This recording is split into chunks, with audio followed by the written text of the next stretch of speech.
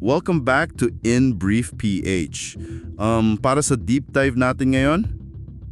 Medyo mainit yung pag-uusapan natin ngayon, di ba? Oo, sobrang init. Hihimayin natin yung napakalaking issue at backlash laban kay Quezon City 4th District Representative Bong Sontay.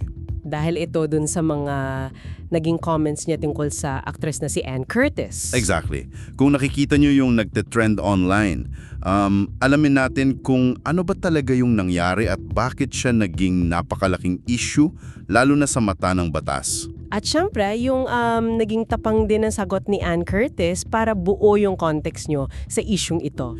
Kaya para balikan kung ano yung nangyari noong March 3 sa isang House Justice Committee hearing tungkol sa impeachment ni Vice President Sara Duterte.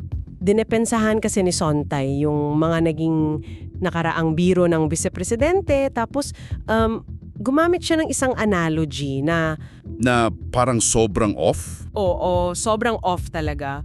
Sinabi niya na nakita daw niya si Ann Curtis sa isang mall, tapos nakaramdam daw siya ng desires and heat. Grabe.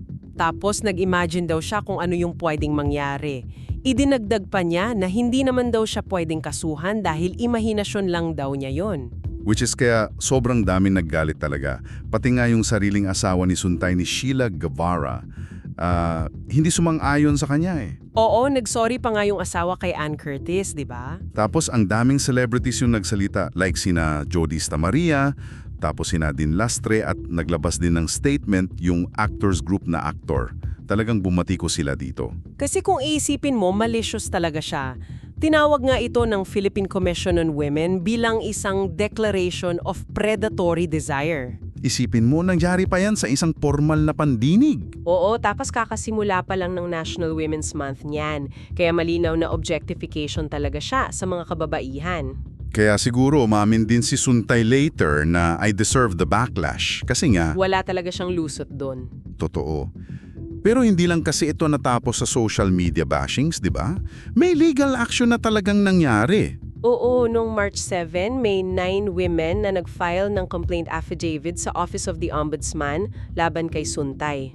Mabigat yung mga batas na binanggit nila sa reklamo eh. Tama, pumasok dyan yung Republic Act number 11313 o yung Safe Spaces Act. Ito yung pumoprotekta laban sa unwanted sexual remarks. Correct. At kasama din dyan yung Magna Carta of Women, pati yung Code of Conduct para sa public officials. Plus may hiwalay pa siyang ethics complaint sa loob mismo ng Kongreso. Tapos noong March 7, 2026 din, nagsalita na si Ann Curtis tungkol dyan. Ni-reject niya yung non-apology ni Sontay. Sabi niya, ang mga kababaihan ay taxpayers at hindi sila props para lang sa komentaryo ng mga politiko. Ang ganda nung point na yun. Pero nakakabilib din na tinanggap ni Ann yung apology nung asawa. Oo, kasi sinabi niya na hindi naman dapat idamay yung pamilya ng mambabata sa isyung ito kasi wala naman silang kasalanan.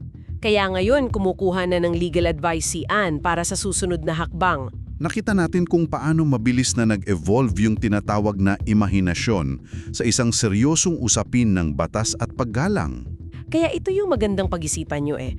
Saan nga ba dapat ilagay yung linya sa pagitan ng tinatawag na freedom of speech o imagination? At yung lantarang verbal harassment. Lalo na kung ang nagsasalita ay isang inihalal na opisyal ng gobyerno. May mabigat na responsibilidad yan eh. Isang napakagandang tanong na dapat nating pagnilayan habang naghihintay ng susunod na mangyayari dito.